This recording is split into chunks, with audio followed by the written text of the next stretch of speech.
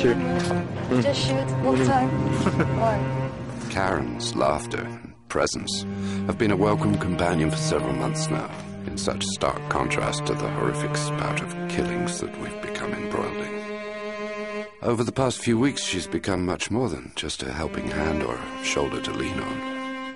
I don't understand what's going on. It's... can you come? I'd led such a lonely existence until she walked into my life. Cette affaire comporte des choses un peu bizarres, un peu louches, genre chimie exotique. Hey, what are you doing? Give me a break, come on! Come on, get out of...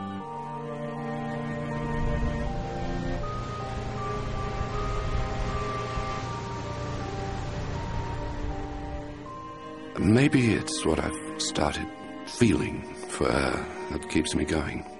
As if stopping the investigation now would jeopardize our relationship. Even so, I can't help thinking that the nearer we get to the truth, the less likely we are to get out of this unscathed.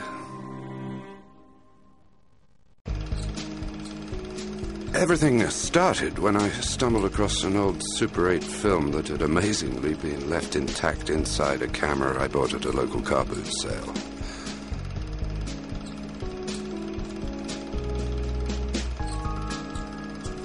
It didn't appear to contain anything out of the ordinary until I came across a sequence that made my blood run cold.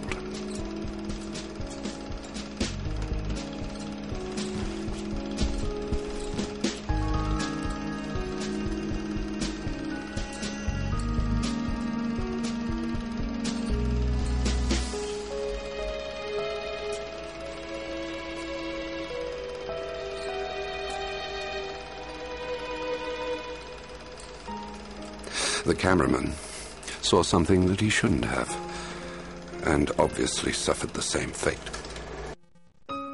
I got it into my head to find the scene of the crime and track down those responsible for the murder.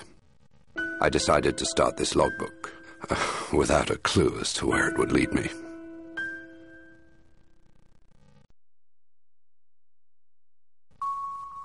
By analyzing the film, I managed to determine that the crime had been committed on a small Greek island, not too far away from... I tracked down Karen Gidgman on the internet, the daughter of the amateur cameraman.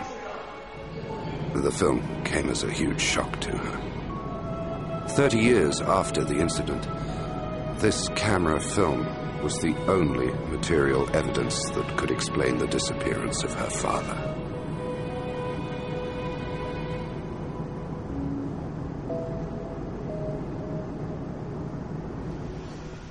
Karen decided to come along with me and give me a hand with my investigation.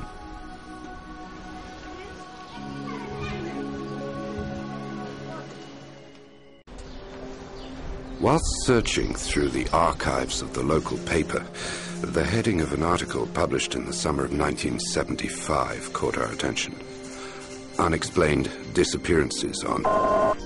At the time, the event had caused a bit of a stir, as one of the missing people was a world-famous German scientist called Volker. The coincidence was disconcerting. The film was probably proof that Volker, an eminent specialist in ancient languages, had been murdered. The article also mentioned one of the scientist's friends living on... After several days, we eventually tracked him down. He was still living on the island, just a stone's throw from the monastery, where he agreed to meet us.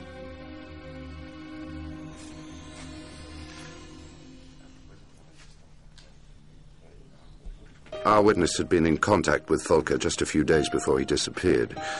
He reckoned that the scientist had been on the verge of publishing a text that was going to cause quite a sensation. Before he left, he gave me a name. Vasily, the detective who'd been in charge of the investigation into the scientist's disappearance.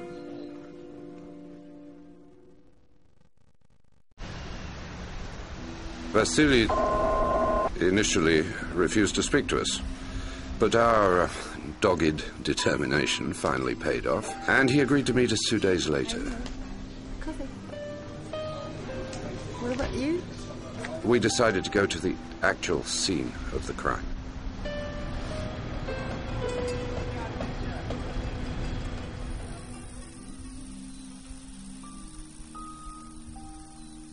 After a few hours by boat and then on foot, we found the exact place where Volker, and obviously Karen's father, had been killed. The emotional stress proved too much for Karen. She burst into tears.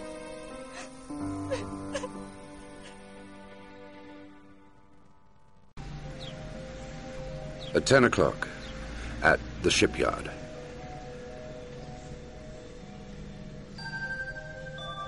After waiting more than half an hour, Vasily finally called me to arrange another rendezvous for later in the day at the south of the island.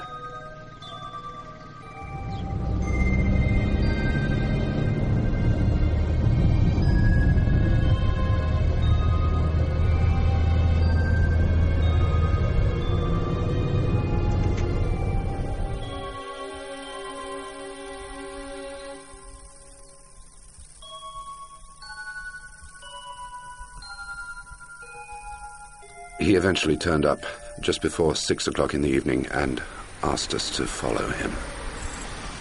No camera, no camera.